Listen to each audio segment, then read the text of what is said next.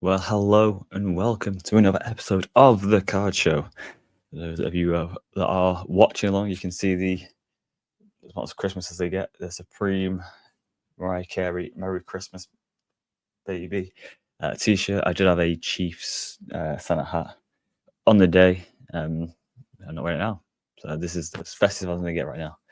I did have a podcast recorded for last week, but it was again like this one. It was a short one, just really thank you guys for the year. Hope wishing you guys a good festive period. And I thought, you know what, I won't give them a podcast. I will let them spend time with their loved ones or spend time doing what they love instead of listening to me waffle on about how grateful I am. So I'll do that a bit now to those. Just want to do thank you guys. What a great year it's been.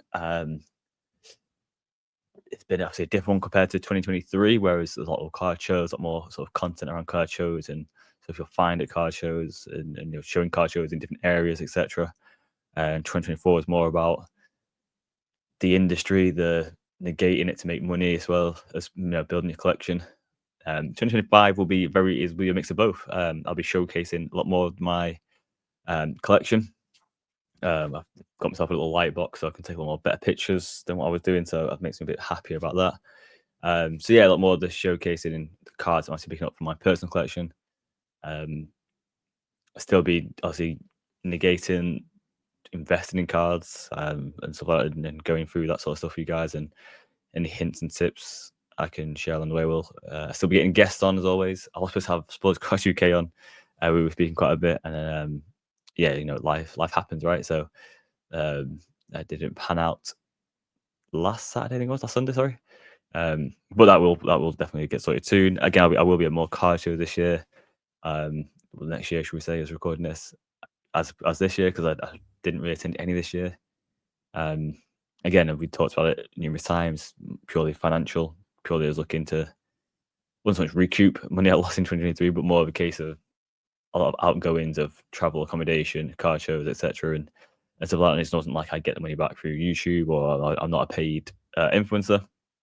I'm just someone who likes to showcase his hobby the best I can. So if I go to an event and I tell you it's a good event, it's coming from a pure place. If I'm telling you that this is how I make money in cards and this is the stuff I use, to do it, then it's coming from a place of tried, tested sort of things, as opposed to being paid by Topps to tell you how great Topps products are. That's just not me. So yeah. But yeah, 25, I'll definitely be hitting up some more shows up and down the country again, and hopefully overseas as well. I'll definitely go to some more European ones. I want to try and hit America up, but that's more of and I'll stand by this, and people can say what they want to say.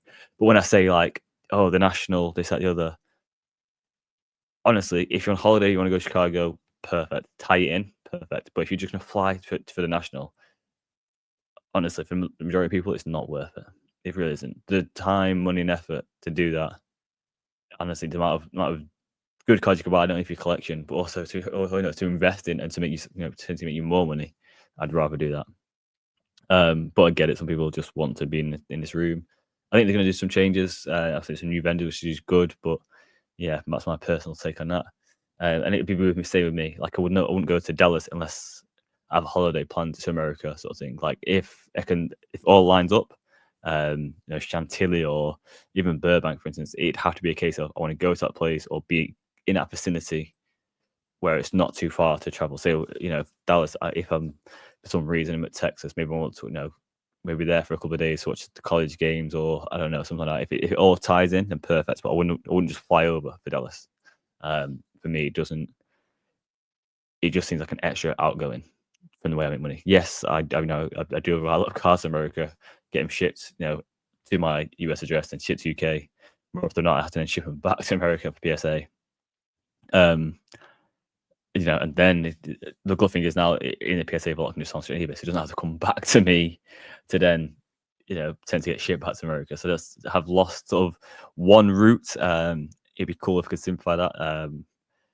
Obviously, I currently use Fishes Fast. It's been probably the most consistently well one for me. I ship my cards. It's always a multi-fair.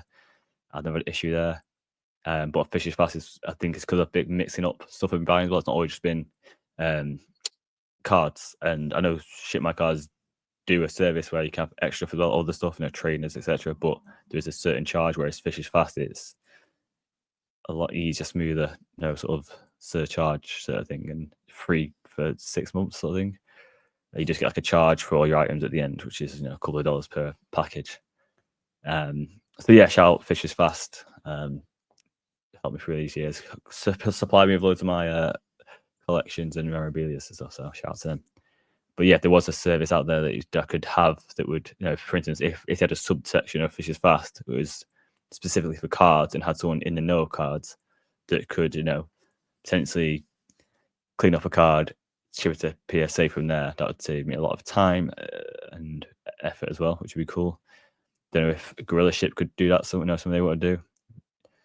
I know Mr. Minty, sort of the one that people seem to use and get away with nowadays, the Kurt's card care, whatever.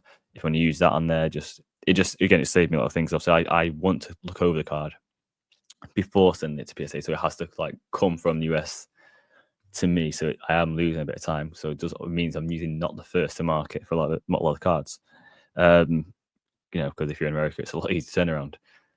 So that is one downside. But whereas if I could get it shipped to my US locker, and then they could, once over, you could add a service, to clean, prep, and sort of pre-grade it as well. They say, this should come back a 9 or a 10, or it should come back because then if they pre-grade it, it's got a dint on the back, it's got this here, it's going to come back a 7. I just say, cool, no worries, keep it in my locker. I'll just get some of the rest of the nonsense that comes, because if you buy it online, you don't get that chance to actually go through the card properly and check stuff. When people will send you, they may have a duplicate of a card and they'll send you the dodgy one, even though it's not on the picture. It's unfortunate, but that's the way some people work. But yeah, I think next year I will try and get to some shows. It's just tying things in. Hopefully, I think London. I did have a little schedule. Second, we look at my schedule. I always book, so I can show the cancellations, but if everyone wants to see them, I do always book for London. I always book a hotel London because I like to stay where I like to stay. So that is already booked up for the year. So yeah, London might be the first. Interesting. Yeah. West Coast, Dublin. Okay. Yeah, London, Dublin, Sports Card Social beginning of the year as well. Berlin Card Show, Cardiff, CardCon, Manchester Card Show, Yorkshire, Paris, Italy again. Yeah, so some good shows. I don't know, the first first half of the year lined up. So I should definitely be getting myself to some of them. Try and tie them in for some nice sort of long weekends, etc. So there'll be more sort of sports cards content that way. Hopefully my boy Dan will be there and JJJ, and we can obviously have each other film. I've upgraded a lot of my filming equipment as well, which is kind of interesting since I'm not using it as much for that sort of stuff. But yeah, new lenses, new cases, new gimbal. Obviously the home setup, I've got the Elgato for when I'm streaming. So yeah, that's all stuff to come.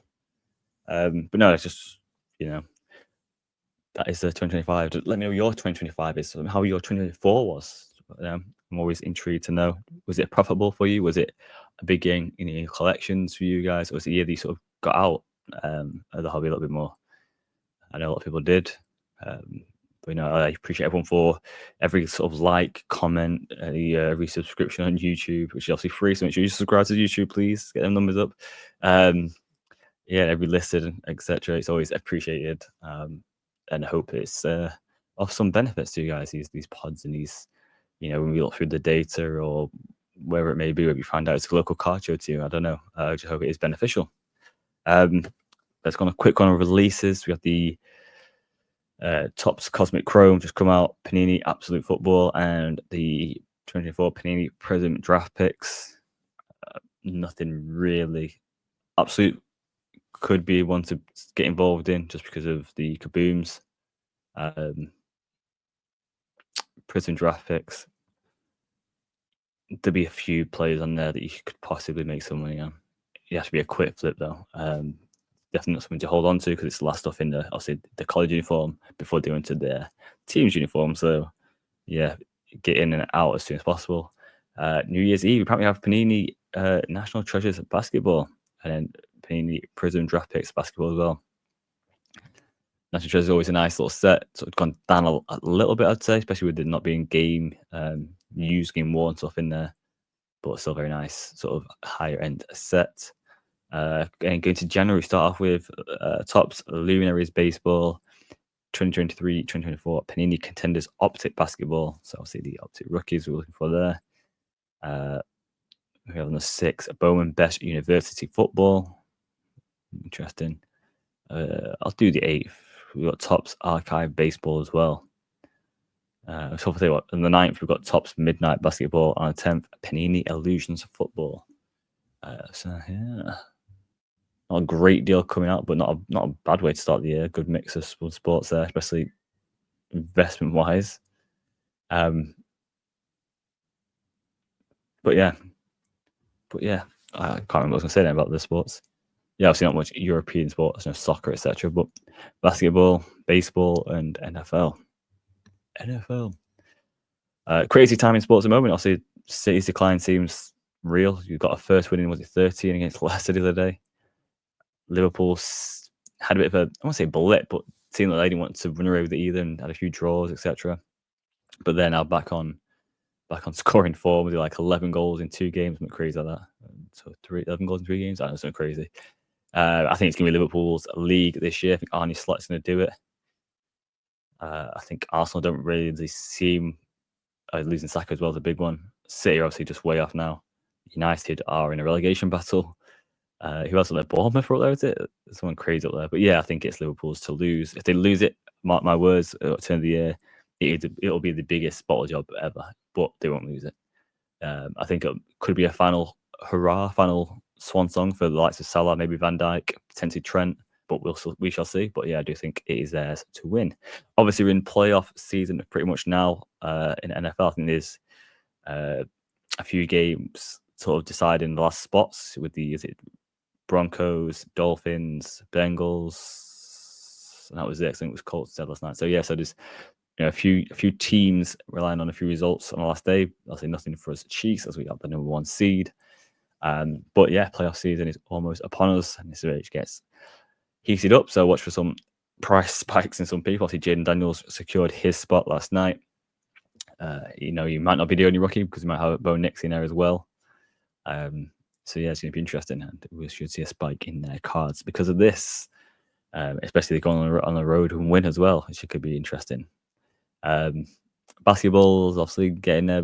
It's still sort of the beginning of the season. Just had the in-season tournament won by the Bucks and Giannis and Dame. But there's not really a big hype for that sort of stuff yet. There's only done 2 seasons of that. Once by Lakers, now once won by the Bucks. And then we have obviously the full season. So this will start getting more and more interested in the next few months and leading to All-Star games. And we'll see the likes of Shea and Trae Young, who's born out. Who's still drawing a lot of interest in the cards around a bit of a spike, but we've seen this a lot throughout the last few years. The beginning of the season is always like these spikes, people just taking off. It's to maintain it after sort of the All-Star weekend and going into sort of playoff scenario. But yeah, I think that's all I have to say really about sports and sports cards maybe. So again, I told you it was short and sweet. It's more of a have a good festive period, however you may celebrate or take this time off, or if you're working, maybe you needed a podcast and I let you down. You needed a podcast to listen to while you were working. Then I'm sorry. I apologize. Yes, but your podcast I'll resume again from now. So I wasn't planning to take that week off. I didn't technically take a week off because I did have it was like a 10-minute podcast just thanking you guys and Merry Christmas and all that sort of jazz, Hanukkah and whatever, Kwanzaa, all the appropriates. But then I was just like, what's the point? Just let the people enjoy your holiday. They're not going to miss me ramble for 10 minutes. You've heard me ramble now for 15. So, it's not too much of a difference, is it, I suppose? But yes, have a good festive period to end it. Have a good New Year's. Hopefully you can make some good news resolutions. If you want to let me know and hold yourself a little bit accountable, I can always check up on you every few months, whatever. Then obviously just send me a little message. But yeah, I'll look forward to seeing you at a card show or a card shop soon. What a year we had in the UK for that sort of thing. I think even the hobby has, I don't want to say taken a backward step because I think that's a bit harsh, but has definitely faltered and held itself back. A lot of unlicensed stuff, a lot of great cards not having autos because of the player being signed to the other company. It's not good for the hobby in general. Forget the business side of things. The plus side is we've seen a lot of shops stay open, and new shops trying to start opening soon as well. So shout out to Triple C, shout out to Third Down as always, for doing that. Kaboom, Sports Cars Direct, for maintaining that and giving people a place to go in, as a hub of the hobby. So that's always cool. I'll see a few more coming as well soon. Shout out to all the car show hosts as well. You hosting it, and then I know some people say that people are in it for money. I know people say there's not a lot of money in it, so you're doing it, and a lot of you are doing it well. So it's appreciated in the hobby. It helps maintain the hobby. It really does. If there was less shows and no shops, this hobby would die a lot quicker than it is. So they are the sort of the embers. Are the embers? Or the wood chippings? I don't know what they are. They're the logged wood that goes into the fire to help fuel the fire. There we go. That's better. They really are. And then there's the people that will put out information. There's the paid influencers who, are happy about those pagans, and then there's just people who just, who put out anything, and that's from anything from Instagram, TikTok, whatever it may be. Just shine a light on this hobby. I'm always up for. Just be wary of those people I said that are sponsored or paid for by these companies, because more often than not, their words can't really be trusted, can they? They're not gonna shit where they eat, as they say. So yeah, less said on that, the better, I think. But no, have a good 2024. Ring in 2025 in a good spirits, and let's have a good 2025. I'll see you guys in the new year. I said the podcast is back on track. I even didn't do a on the lookout. I didn't look at any sort of date over Christmas, which is kind of strange. I was gonna, but then I was like, you know what? I think leaving it a week might actually help. Just because of the playoffs in the NFL. That's all I was thinking. I think it's going to be very interesting what happens there.